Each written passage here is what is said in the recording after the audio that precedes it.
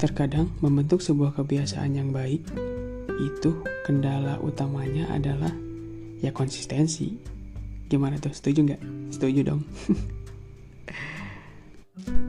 Karena notabene ketika kita melakukan kebiasaan baik nih, bertahan paling 1-2 kali, sisanya nothing. Pernah ngalamin gak sih? Pasti pernah dong ya. Nah, sebetulnya ada gak sih cara-cara buat pembentukan sebuah kebiasaan yang baik?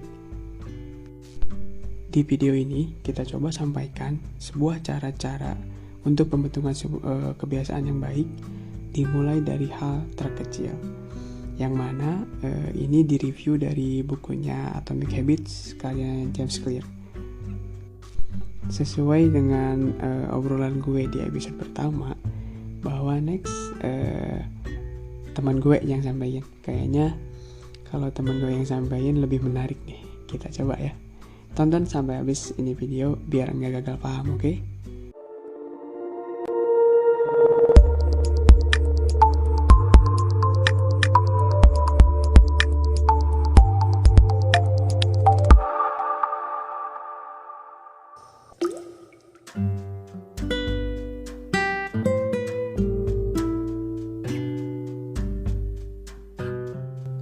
Halo semua, selamat datang di Live Analogi, Make Your Dreams Come True.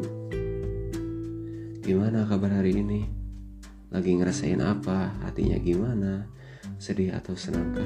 Kabarin gue ya, lewat kolom komentar biar gue berasa dikabarin.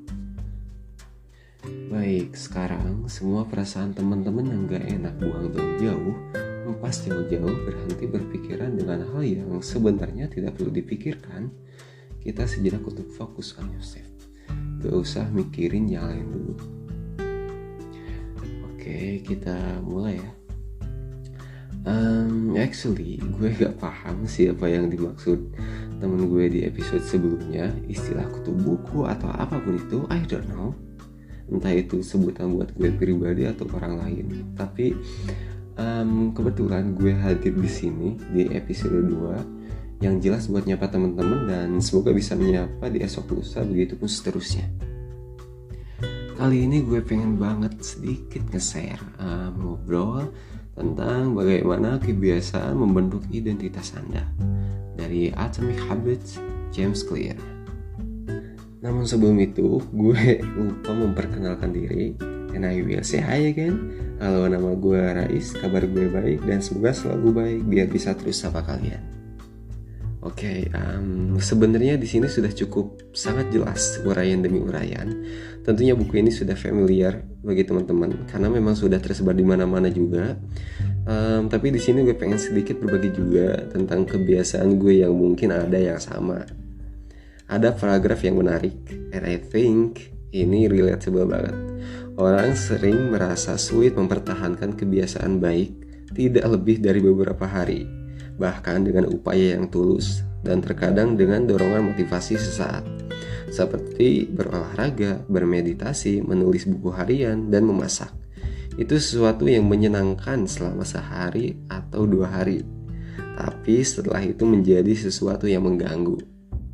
Gimana? Relate banget kan? Ini pernah terjadi nih ke gue sendiri, dan gue yakin teman-teman juga pernah ngerasain itu. Kayak gue ngaca kan, lihat badan gue, bentuk muka, rahang gue yang mulai kendor.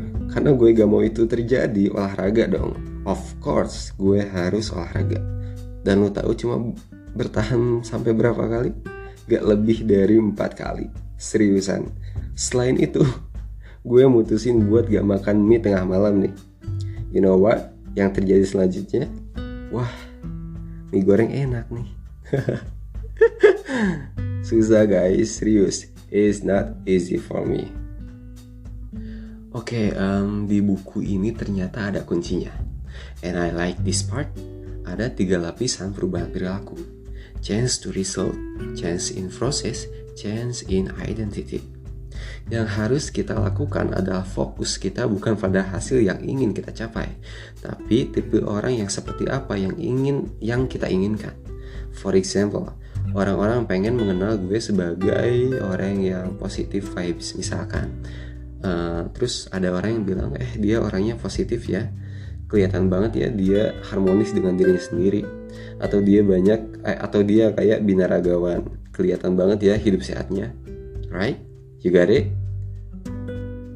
Your identity akan muncul dari kebiasaan-kebiasaan kita.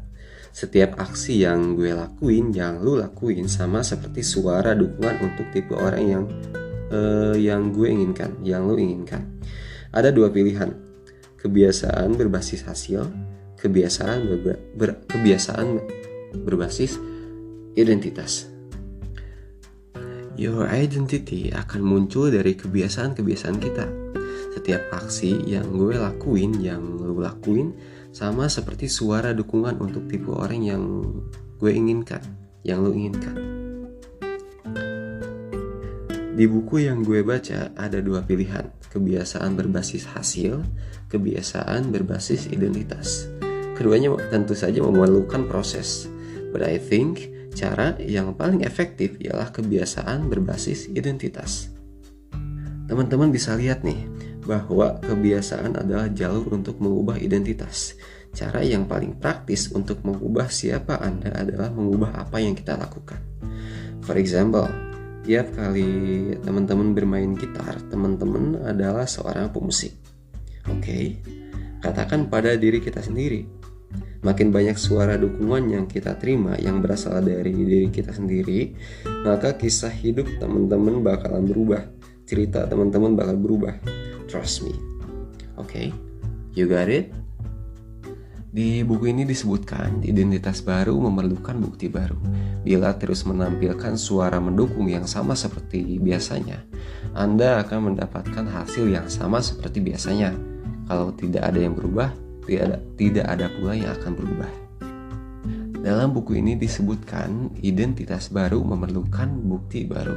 Bila terus menampilkan suara mendukung yang sama seperti biasanya, kita akan mendapatkan hasil yang sama seperti biasanya.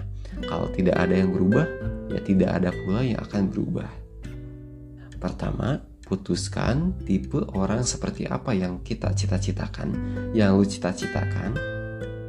Mau itu sebagai individu, sebagai tim, sebagai komunitas, atau apapun itu, buktikan pada diri sendiri dengan kemenangan-kemenangan kecil.